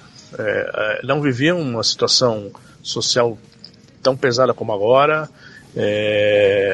A gente percebia que tinha uma polarização entre quem amava e quem odiava o Chávez, mas também percebia que havia censura, militarização em excesso, né? Então, no próprio treino da seleção brasileira, você via militares com armas de grande porte. Eu não vou saber dizer quais eram, mas assim, você percebe que era tipo fuzil, coisa assim.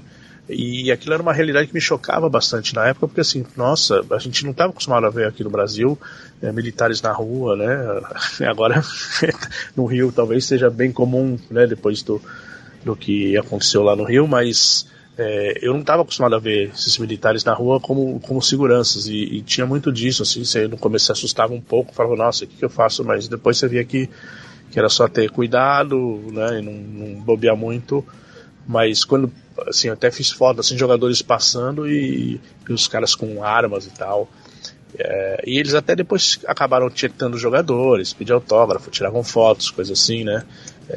Então, uma hora também a paixão pelo futebol acaba imperando, e eu sei que essa experiência assim, foi bem interessante de ver como o chavismo conseguiu usar o futebol dentro de um processo da Conmebol de revezamento de sedes da Copa América para alavancar. Talvez essa boa geração jovem da Venezuela seja fruto desse projeto chavista lá atrás, né? Talvez a Venezuela parou de ser um saco de pancada mundial e está conseguindo jogar de igual para igual com equipes médias já, e talvez essa geração seja fruto disso aí, tá bom? Valeu, pessoal, bom programa a todos aí, abração. E mais uma vez, obrigado pelo convite. Lembrando que o Brasil foi campeão naquela edição, numa das maiores zebras de uma final, né? Você pega a escalação de Brasil e Argentina naquela tarde de domingo em Puerto La Cruz, E não dava nada pela seleção brasileira. Você, inclusive, estava na Argentina, né, Felipe? Exatamente. Estava com 2 elementos que você conhece. Um deles já participou aqui. O Rodrigo, que fala romeno, participou do programa Romênia. Principalmente quando ele está ébrio. Não, quando ele está ébrio, ele fala todos os idiomas. Porque, assim, falando sério agora, nosso amigo Ovelha é uma pessoa, além de ser uma ótima pessoa, é uma pessoa inteligentíssima. E ele é, de fato, um poliglota, né? Ele estuda idiomas. Ele saiu da história para estudar linguística e tal. Então, assim, de fato, quando ele está ébrio, ele mistura todos os idiomas na mesma frase. Tá? E estávamos lá, Doni no gol do Brasil. Pois é. Não, a escalação do Brasil. Doni o gol do título foi do Júlio Batista. Não, foi 3-0. O Júlio Batista abriu. Né? Aos 4 minutos, né? Então, ó. E só uma correção, o jogo foi em Maracaibo. Porto La Cruz era a sede do Brasil até a final, né? Então, ó, Doni, Maicon, Alex, aquele ex-Santos, PSV. Alex Boi. Juan e Gilberto na lateral esquerda. Mineiro, Josué Elano, Júlio Batista, Robinho e Wagner Love. E daí entraram Dani Alves, Diego e Fernando. Diego Ribas? Diego Ribas. E Fernando, o volante. Ou seja, é um time que talvez brigasse pelo brasileiro. Daí a Argentina foi a campo com Abondancieri, Zanetti, Ayala, Gabriel Milito e Heinz. Cambiasso, Mascherano, Riquelme, Veron, Messi e Tevez. Assim, esses últimos 6 é quase covardia, né? Embora o nosso querido Leandro Yamin não seja fã do Cambiasso, não sei porquê, ele corneta muito o Cambiasso, corneta o Redondo também. Mas então, assim, de fato foi. E a semifinal foi pros pênaltis, não foi? A semifinal com o Uruguai. Isso, que o Doni catou o pênalti. O Paulo Garcia perdeu uma das penalidades. Pois assim, foi. Né? E fica a denúncia. Jogaram azeitona no Ovelha porque ele estava com a camisa do Brasil. Com a realização da Copa América, o número de participantes na elite do futebol local passou de 10 para 18 clubes na temporada subsequente, sendo ampliado para 20 na edição de 2015, que readequou o campeonato para o calendário solar, voltando para 18 2 temporadas depois. Muitos clubes tradicionais não resistiram a essas mudanças estruturais, somadas à crise econômica, e acabaram fechando as portas. Dos 23 campeões da era profissional, mais da metade mudou de cidade ou se licenciou. De toda forma, sediar a competição continental rendeu frutos à seleção venezuelana, chegando à semifinal da edição seguinte, disputada na Argentina, conseguindo sua melhor classificação, o 6º lugar nas eliminatórias de 2014, lembrando que o Brasil não participou por ser país sede, além do vice-campeonato mundial sub-20 em 2017. Ou seja, a geração aí que pode levar a Venezuela à sua primeira Copa do Mundo, né? Quem sabe aí. Eu que tenho uma camisa da Venezuela, porque primeiro ela é bonita. Você adora camisas grenás? Exatamente, eu adoro camisa grená, ela é bonita, e um belo dia eu passei ali no outlet ali do... Vou falar o nome, não é Jabá, não, outlet da Adidas, fornecedor da Antigo Venezuela. Fornecedor. Né? Antigo fornecedor, né? E tava baratinha, eu falei, por que não? Porque sim, porque não, levei, até porque, como você disse, é grená, então tá valendo. Vamos passar agora para alguns dos recordistas pela seleção venezuelana, começando pelo Juan Arango, que vestiu a camisa vino-tinto em 127 oportunidades no período de 1999 a 2015. Na atualidade, o recordista é o Tomás Rincón, que estará na Copa América. Inclusive, o roteiro já está desatualizado, porque a seleção venezuelana acabou de jogar com o México, amistoso preparatório. Então ele foi para a sua 93ª participação, ele que está na seleção desde 2008. Atualmente ele joga no Torino, ele jogou durante muito tempo no Genoa, e ele foi bem no Genoa, foi contratado pela Juventus, não gostou lá de ficar no banco, e aí ele fez o que aqui em São Paulo a gente chamaria de pular o muro, né, que ele foi da Juventus pro Torino, né, o principal rival. Entre os artilheiros, a gente tem um triplo empate entre o próprio Arango, o Giancarlo Maldonado e o Salomón Rondón, que também estava jogando agora, podia se isolar na artilharia, mas cada um tem 22 gols. O Giancarlo é filho do uruguaio naturalizado Carlos Maldonado, mas que fez toda a carreira na Venezuela e que anotou o primeiro gol da seleção contra o Brasil, na derrota por 3-1 pela Copa América de 1989. Você tinha que dar um jeito de botar o Uruguai no programa, né? Ok. Fazer o quê? Mas ele é um dos maiores ídolos da Venezuela e do Deportivo Táchira. Desta forma, ele chamou a atenção dos cartolas do Fluminense, sendo contratado 3 anos depois. Já na única vitória sobre a seleção brasileira, por 2-0 em amistoso disputado em 2008, foi a vez do filho balançar as redes. Então, pai e filho aí tem uma relação nesse duelo Brasil e Venezuela. Felipe, por gentileza, você pode passar os números desse confronto? Exatamente, em homenagem ao nosso ouvinte mirim que deu a ideia. Eu infelizmente sempre me esqueço do nome do menino, mas um abraço para ele sabe quem ele é. Brasil e Venezuela, meu caro Matias, já jogaram 24 vezes. Dessas 24 vezes, 21 foram vitórias brasileiras, 2 empates e 1 vitória venezuelana. O Brasil marcou 89 golos e tomou 8, ou seja, um saldo aí de 81 gols. E 2 são da mesma família. E 2 são da mesma família. Então, né, não é o retrospecto mais benéfico pensando na Venezuela aí, né? Inclusive, outro dia a gente estava conversando, né? A gente estava falando justamente dessa questão dos retrospectos. Nós somos a única geração, né? Fazemos parte da única geração que tem, entre aspas, medo da Noruega, né? Porque a Noruega é um dos pouquíssimos países que tem retrospecto positivo contra o Brasil, incluindo vitória em Copa do Mundo, vitória na Copa de 98, quando o Brasil jogou contra o combinado da família Flô, né, que tinha os 2 irmãos e o primo. Então, né, só para constar, só tem 3 países que têm retrospecto positivo contra o Brasil: Noruega, Hungria e Países Baixos. Tá? Só que desses, salvo engano, a Noruega é a única com vitória em Copa do Mundo. Eu acho que o País Baixo nunca venceu o Brasil em Copa do Mundo. Não, venceu em 74. Venceu em 74? Então ok. Então Noruega e País 74, Baixo. 2010, 2014. Em 2014 foi o final do 3º lugar. Você tem total razão. 2010 foi nas quartas. Você tem total razão. Eu que viajei forte na maionese aqui, porque eu só lembrei de 98 e 94. Então tá aí, são os 3 países que têm retrospecto positivo contra o Brasil. E só uma anedota também sobre a família Maldonado, que a gente repercutiu na última edição do Conexão Sudaca, que o Giancarlo segue em atividade, né? Tá já nos estertores da carreira, mas está ainda atuando no país, jogando pelo Deportivo Táchira, e na última rodada da Apertura estava enfrentando a Academia Puerto Cabello, treinada pelo pai, o Carlos, e ele acabou fazendo o gol que eliminou os 2 times.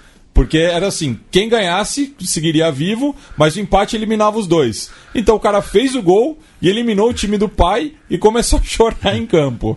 Então é muito curioso aí, imagino como deve ser o Natal dessa família. Vai ser um ano de psicanálise aí. Então, aproveitando também, né, que o Carlos Maldonado atuou no futebol brasileiro, sem muito destaque, passar alguns outros jogadores venezuelanos que jogaram por clubes brasileiros, né? Começando pelo Atlético Mineiro, com o Rômulo Otero, campeão estadual em 2017, e que acho que dos venezuelanos que passaram por aqui foi o melhor, que deixou uma melhor imagem, né, do futebol lá do norte. O Coritiba teve o César Gonzalez, que disputou a Copa América de 2011. O Cruzeiro teve o Vitor Fassano, goleiro ítalo-venezuelano, que mudou para a América do Sul, primeiro para a Argentina, depois para a Venezuela, ainda adolescente, então fez a carreira toda no futebol sul-americano. Durante muito tempo, o Vitor Fassano ele fez comercial de desodorante. Só os velhos vão pegar essa. O Inter teve o Luis Seijas, que também segue em ativa na seleção venezuelana, que foi emprestado a Chapecoense também. Ele teve mais êxito no Independente Santa Fé, onde foi campeão da Sul-Americana em 2015. O Náutico teve o Ângelo Penha, rebaixado em 2013, então não deixou saudade. O Palmeiras e o Santos são os dois únicos clubes que tiveram 2 venezuelanos. No caso do Palmeiras Não, o caso do Santos também, vocês vão entender. O Alejandro Guerra, que foi campeão brasileiro ano passado. Ainda está no elenco, embora não pareça. Não tem jogado muito. E um tal de Jorge Valdívia, que é nascido na Venezuela, mas filho de pais chilenos. O pai dele, se eu não me engano, trabalhava numa companhia aérea, por isso era realocado para vários países. Então, o Valdívia nasceu na Venezuela, mas é criado no Chile, né? E joga pela seleção chilena, né? E o Santos tem o Overato Breitner da Silva. Esse nome é sensacional, que homenageia 2 jogadores da Alemanha. Ele é filho do Joaquim da Silva, jogador brasileiro, revelado pelo Flamengo, que fez carreira na Venezuela, inclusive fundou o Monagas recentemente. Ele é presidente de um time.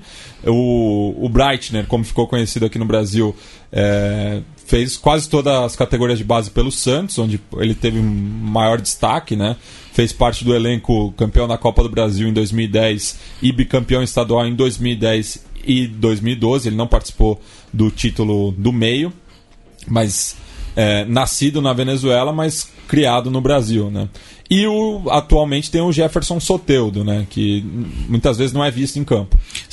O nome dele pronuncia Jefferson mesmo? Porque é Jefferson. Mas Ok, e aí vem um jogador que você ama. Nossa. Você tem muitas lembranças, por favor. Alexander Rondon, que passou zerado pelo Morumbi em 2004. Ele ganhou destaque, né, quando justamente o São Paulo enfrentou o Deportivo Táchira na Libertadores de 2004. Foi avaliado pelo Milton Cruz, consultaram, né, o Fabão e o Rodrigo, se eu não me engano, perguntando como foi enfrentar ele. Enfim, enganou aí a comissão técnica do São Paulo e não é muito bem recordado lá no Tricolor. Tem algumas regras, né, não escritas no futebol. Uma delas é que o futebol boliviano, a seleção boliviana, vai ter um goleiro chamado Vaca, e a Venezuela vai ter ali um meio atacante, um ponta de lança chamado Rondon. São 2 regras não escritas do futebol. Bem, agora falar de um jogador e um treinador brasileiro com destaque na Venezuela, porque os outros são bastante obscuros, né? Da temporada 1962 até a 94-95, por 17 vezes o artilheiro do campeonato foi brasileiro. Entre eles, o Jairzinho, já citado, que anotou 20 gols pela Portuguesa. Entre os treinadores, o Orlando Fantoni dirigiu a seleção local entre 1956 a 59, aí na transição, né, do amadorismo para o profissionalismo, além de sagrar-se pentacampeão nacional. Um título pela Universidade Central da Venezuela, em 57, outro pelo Deportivo Português em 58 e um tricampeonato pelo Deportivo Itália em 61, 63 e 66. Bem, Felipe, passemos agora para o último bloco para falar sobre o século XX na Venezuela.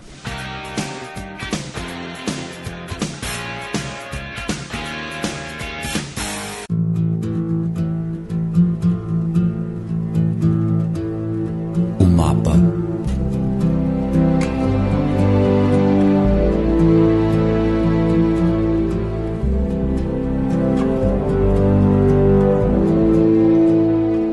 A dependência econômica da Venezuela ao petróleo começa em 1926, quando o produto se tornaria o principal item de exportação. A receita gerada pelo combustível fóssil saltaria de 6 milhões de bolívares a 300 milhões de 1924 a 1930. Contudo, 2 empresas estrangeiras chegaram a controlar cerca de 85% da exploração petrolífera no final da década seguinte, divididos em 50% pela Standard Oil e 35% pela Shell. A valorização da moeda acabou elevando o preço dos gêneros agrícolas, gerando uma crise no setor e o subsequente êxodo rural, já que mais da metade da população ainda vivia no campo. Em 1941, surge uma nova legenda política, com a fundação da Ação Democrática de Inspiração Social-Democrata para disputar o vácuo de poder após a morte de Juan Vicente Gomes 6 anos antes. Uma das principais pautas socioeconômicas da época era a distribuição de renda petroleira, na qual os seguidos governos da AD sofreram golpes militares, destituindo Isaías Medina Angarita, em 1945, Rômulo Gallegos, em 1948, e o Golpecito, que consolidou a ditadura de Marcos Pérez Jiménez, em 1952, que teve o mesmo final 6 anos depois. golpecito, né? É um golpezinho. Não foi um golpe, foi um golpecito. Aí, Somente em 1958 que é costurado um arranjo político entre a AD e seu principal adversário, o Comitê de Organização Política Eleitoral Independente, mais conhecido pela sigla COPEI, surgido no pós-guerra e mais próximo à democracia cristã. O Pacto de Ponto Firro, como ficou conhecido, aparelhou as forças armadas, controlou os sindicatos e reprimiu os dissidentes, principalmente os comunistas. Por outro lado, com a doutrina Bettencourt, se afastava das demais ditaduras latino-americanas e se aproximava dos simulacros democráticos da vizinha Colômbia e do México, que viviam respectivamente na era da violência e da ditadura perfeita. Em 1960, o país torna-se membro fundador da Organização dos Países Exportadores de Petróleo. Com a substituição da Corporação Venezuelana de Petróleo, a CVP, pela Petróleos de Venezuela S.A., a PDVSA, que muitas vezes eu falo PDVSA, rápido, em 1975, a estatal seguiu as diretrizes dos parceiros da OPEP, limitando-se a nacionalizar o capital transnacional.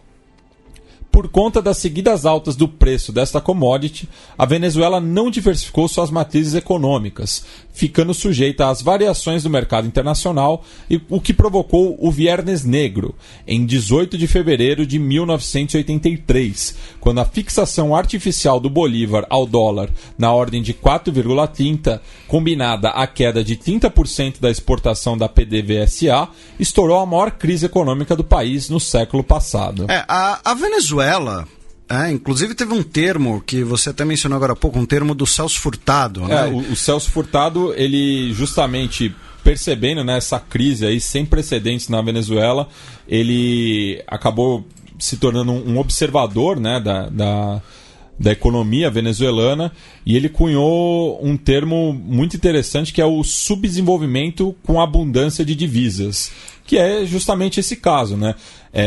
E aproveitando uma outra citação dele em outro contexto, né, ali na Convenção de Itu, que é de socializar as dívidas e privatizar os ganhos, mais ou menos assim, foi o que basicamente aconteceu na Venezuela, né?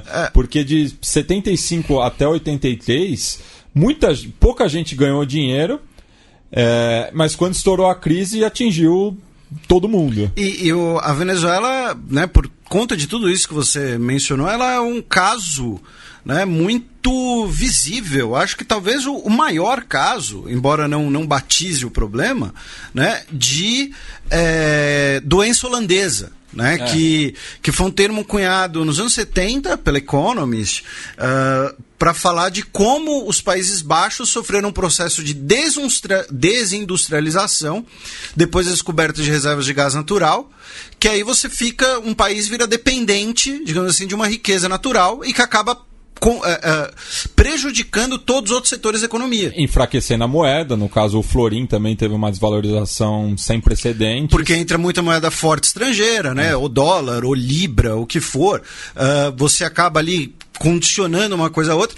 E é engraçado a gente falar disso porque, claro, tem uma série de outras questões envolvidas.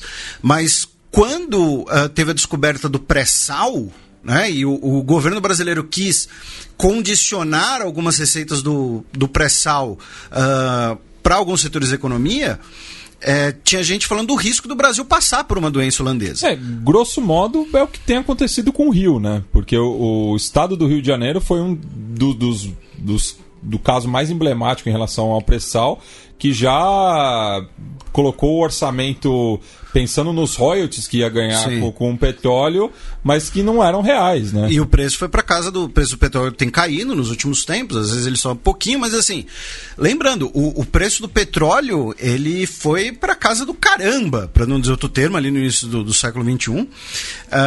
Inclusive, a própria crise no governo Dilma teve relação com o preço do petróleo, porque nós tivemos um outro boom do petróleo causado pela crise egípcia, que fechou ali o canal do Suez. Tá? A gente já falou um pouco disso no xadrez verbal. Só que no caso da Venezuela, talvez o maior exemplo disso, porque tem gente, por exemplo, fala, não, mas a Venezuela, um tempo atrás, era o país mais rico do continente no PIB per capita. Só que tinha uma distribuição muito desigual e você tem um cenário de um mercado interno muito depreciado, porque assim, quem ganhava bem na Venezuela ganhava em dólar. E aí o cara ganhava lá o bolívar dele, não sei se a moeda já era o bolívar. Já era o bolívar, né? E você tem aqui uma diferença muito evidente de ganho, né? Imagine hoje no Brasil, né? Só um exercício para os nossos ouvintes. Hoje o dólar está ali 3,8 para 1, quase 4 para 1. Imagine uma pessoa, imagine o seu salário, o salário que você ganha, independente de qual for, em reais, se fosse o mesmo número, mas em dólares. O seu poder de compra ia crescer 4 vezes do dia para a noite. Né? Então a Venezuela é um caso muito evidente dessa doença holandesa, que para os nossos ouvintes que não conheciam o termo tal, sugiro dar uma pesquisada, uma olhada, porque é uma questão muito curiosa de como às vezes você ter um recurso natural em abundância pode criar uma dependência de toda a economia em torno desse recurso e no fim das contas acabar prejudicando o restante da economia e prejudicando a maior parte da população, em detrimento ali de um pequeno círculo que esteja ligado diretamente a esse recurso, seja gás natural, seja petróleo, seja o que for. Medidas neoliberais não surtiram efeito e 6 anos depois deflagrou-se o Caracaço, que começou como uma revolta popular por conta do aumento do preço do transporte público, mas que se voltou contra o presidente Andrés Pérez, que havia ocupado o Palácio de Miraflores entre 75 e 79, justamente aí nesse boom econômico, durante 5 dias de manifestações, que deixaram centenas de mortos e milhares de feridos vitimados pelo Plan Ávila. Na América do Sul, o Caracaço é o evento com o maior número de vítimas em potencial, porque os números nunca foram precisados, né, durante um regime democrático. Um único evento, porque foram 5 dias aí de carnificina na capital venezuelana. Neste período de convulsão social, o número de imigrados superou 1 milhão em 1990, mantendo essa tendência nas décadas seguintes. A informalidade chegou quase a 50%, as taxas de pobreza e extrema pobreza saltaram de 17,6% e 9% para 48,3% e 27,6% da população, respectivamente, e o número de homicídios quadruplicou no país e sextuplicou na capital. Foi este o contexto para a tentativa de golpe encabeçada pelo então tenente-coronel Hugo Chávez Frías, em 4 de fevereiro de 1992. Chávez permaneceu 2 anos detidos na cárcel de Iare e foi eleito com sobras em 1998, com 56% dos votos da coalizão de esquerda Polo Patriótico, contra 39% do Polo Democrático, que unia a AD e a COPEI, pondo fim ao Pacto de Punto Firro após 4 décadas no poder. Uma das primeiras medidas chavistas foi convocar um referendo para uma nova Assembleia Constituinte em 1999. Até então, a Venezuela já havia passado por... Daí tem uma discussão dos números, né? Se são 22 ou 26 constituições, porque algumas eram de caráter provisório, né? De qualquer jeito é Constituição pra caramba. Dá uma média de... 1 a cada 10 anos. O Brasil, a não ser que eu tenha errado alguma conta muito feia aqui, teve 8. E olha que o Brasil já teve bastante. Né? Mas salvo algum erro bobo aqui meu, teve 8. 1824, 1889, 1934, 1937, 1946... Aí, 1967, né? Que você tem ali basicamente a alteração total da Constituição. E a atual de 88. Então, salvo algum engano meu, não... enfim, mas então da Constituição pra caramba. E além da Constituição, a Venezuela mudou de nome também, né? Pela 6ª vez na história, tornando-se a República Bolivariana da Venezuela, que é o nome vigente, né? Isso, e até cabe a gente fazer uma distinção aqui, porque assim, muitas vezes quando se fala de bolivarianismo hoje, né, se refere a essa ideologia política originada com Hugo Chávez, principalmente, mas quando, por exemplo, no primeiro bloco, você falava bolivariano, era em relação ao Simão Bolívar, sim, né? Sim. Então, assim, falar do Bolívar e falar de bolivariano hoje são coisas diferentes. O bolivarismo hoje, ele busca essa identificação com o Simão Bolívar, mas são coisas diferentes, tá? não é que o Hugo Chávez lutou nas guerras de independência. E além, né, da mudança de nome, a principal mudança constitucional tinha a ver justamente com a maior riqueza do país, já que a PDVSA teria monopólio da exploração dos hidrocarbonetos e não poderia vender suas ações para particulares, então deixaria de ser uma empresa mista. E aí foi que o caldo entornou, né? Porque o Chaves acabou comprando uma briga, né, com esse Estado dentro do Estado, que é a PDVSA, que acaba formando, né, uma oligarquia burocrata. Isso ajuda a explicar, né, a tentativa de golpe também que ele sofreu em 2002, mas que daí que foi uma farsa midiática, né, apoiada justamente por diversos setores da... O Leopoldo Lopes. O Leopoldo Lopes, o Pedro Carmona, enfim... Pedro Carmona que meteu gol no Ajax. E que atualmente está em Miami, né, como muitos dos opositores...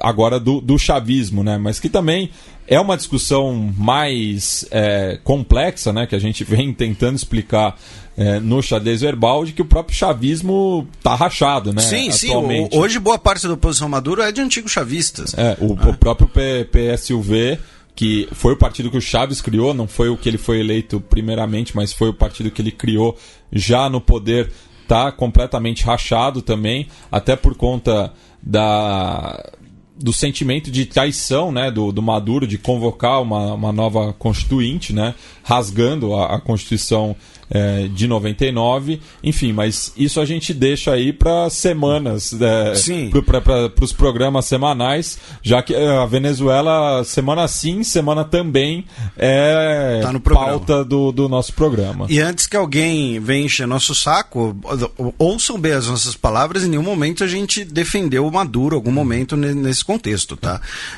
Pelo contrário, a gente só fez uma constatação política de que o chavismo venezuelano está rachado. E uma dessas consequências, né, da consequência dessa profunda crise política, econômica, um governo venezuelano cada vez mais autoritário, tá? E aqui, assim, desculpe, por mais de esquerda que você possa se considerar, o governo venezuelano hoje é um governo autoritário. Tá? Não há discussão.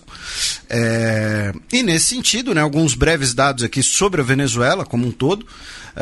Ela tem 916 mil quilômetros quadrados, 32º maior país do mundo, com as maiores reservas confirmadas de petróleo do mundo. Em relação ao petróleo venezuelano, tem uma questão que a gente já contextualizou uma vez num programa de xadrez verbal, que você tem as reservas tradicionais conhecidas na parte oeste do país, que é um petróleo mais ácido e mais pesado. Tá? É um petróleo de menor qualidade, só que ele é de fácil extração. É aquela brincadeira que eu costumo fazer, né, da família Buscapé, de você dá um tiro no chão e brota petróleo. Já no leste do país, você tem reservas confirmadas, né, de um petróleo de muito mais qualidade, né, um petróleo leve e doce, e que gera, complica, as relações com a Guiana. Já que, né, um país acusa o outro de que pode fazer lá que nem o Pernalonga, né, botar um canudo ali e chupar todo o petróleo, porque o petróleo está embaixo da fronteira. Essa área toda tem 30 milhões de habitantes, mais ou menos, 44º maior população do mundo.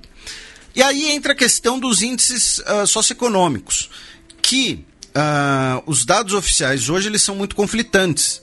O governo, em alguns momentos, se recusa a publicar alguns dados. Por exemplo, o dado oficial sobre a inflação, agora em 2019, o governo demorou para publicar. Os dados, às vezes, são maquiados. Então, assim, os dados antes... né, os dados confirmados de 2014 no Banco Mundial são que o PIB, com poder de paridade de compra, da Venezuela era naquele momento de 514 bilhões de dólares e as estimativas hoje é de que seja 276, tá? Ou seja, ali a Venezuela perdeu cerca de 40% do seu PIB, tá? E teria a 51ª maior economia do mundo.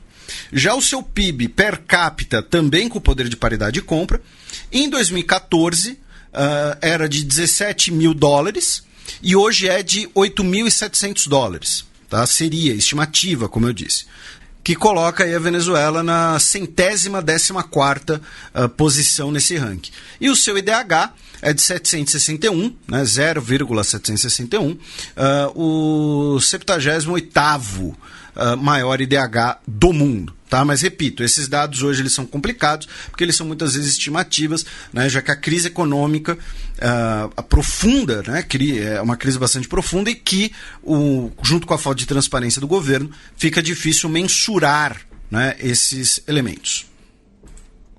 Bem, Felipe, para quem quiser conhecer mais sobre a história venezuelana, qual que é a sua dica cultural?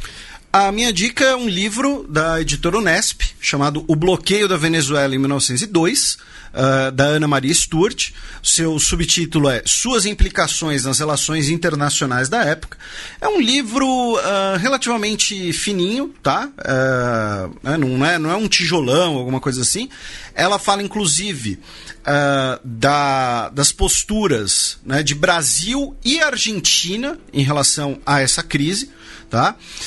Ela foi professora de Relações Internacionais na USP, salvo engano, a professora Ana Maria Sturt já faleceu, e fala, né, da postura de Brasil e Argentina como os principais países latino-americanos em relação a essa crise. Então, é a minha sugestão, O Bloqueio da Venezuela em 1902, né, sobre toda essa questão de diplomacia da canhoneira, né, essa política internacional do chamado longo século XIX, que, pelo menos para mim, é extremamente fascinante e contribui muito para a gente entender o mundo de hoje. Tá?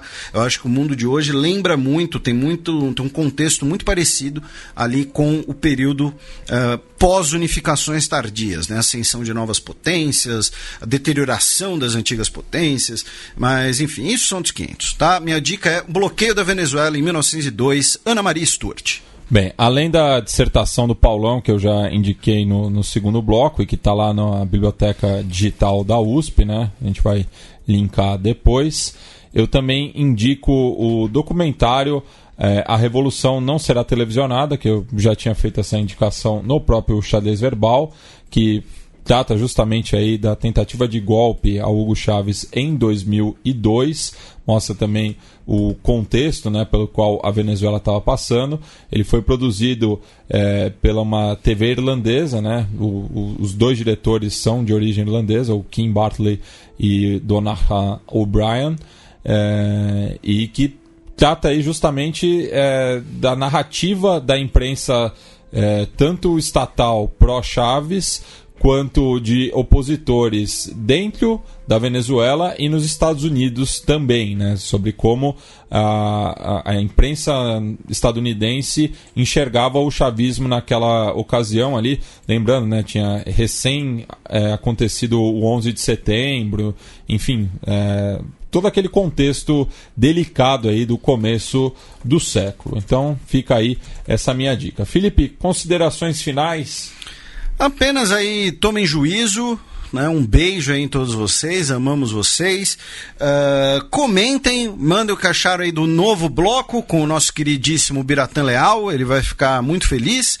Sigam ele nas redes sociais, tá? No Twitter ele é o @ubiraleal. Sigam o Matias Pinto também, ele é o Joe Matias Pinto, né? YO Matias Pinto. E sigam o Xadrez Verbal também. Sigam o Paulão também, pfávero1, numeral, né? Jornalista esportivo do Estadão ali, sempre buscando várias matérias sobre diferentes modalidades, né? Não só futebol. Então tá aí, digam o que acharam do novo bloco e um abraço a todos vocês. Nos vemos daqui a uma quinzena, quando falaremos do Peru, né? Esse país que rende tantos trocadilhos idiotas. Bem, e a música de encerramento vai ser Caballo Viejo, que é considerada a mais importante canção llaneira da Venezuela, de composição do Simón Díaz, que morreu no começo da década, mas deixou um legado enorme para a música venezuelana. Essa música tem uma relação com o futebol bastante curiosa, porque tanto a hinchada do América de Cali quanto do Deportivo Táchira já fizeram versões dela, mas aí tem uma curiosidade, porque por conta do mascote do América de Cali, que é o Diablo, ele tem amizade com o Caracas, que é o arquirrival do Deportivo Táchira. Então, são rivais, mas dividem aí a mesma melodia na arquibancada. Essa canção também já teve diversas versões aí por diversos artistas ao redor do mundo, né? Entre eles Célia Cruz, Rubem Blades, Rei Conniff, Julio Iglesias, Chaqueño Palavecino, até os Gypsy Kings, enfim, uma música símbolo da Venezuela. Então encerraremos o programa com ela.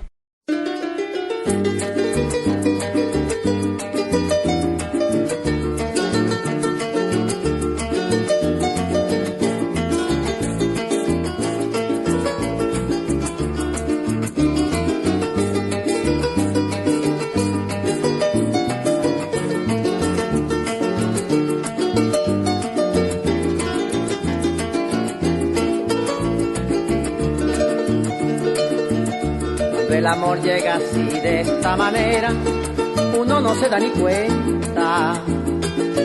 El carutal reverdece y guamachito florece y la soga se revienta. Cuando el amor llega así de esta manera, uno no se da ni cuenta. El carutal reverdece y guamachito florece y la soga se revienta. Caballo le dan sabana porque está viejo y cansado, pero no se dan de cuenta que un corazón amarrado, cuando le sueltan las riendas es caballo desbocado. Y si una potra la sana, caballo viejo se encuentra, el pecho se le desgrana y no le hace caso a faceta, y no le obedece a freno ni lo paran pasas riendas.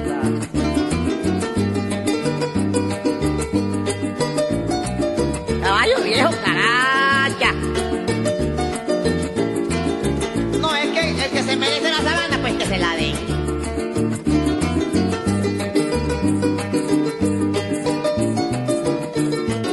Pues, ¿por qué no?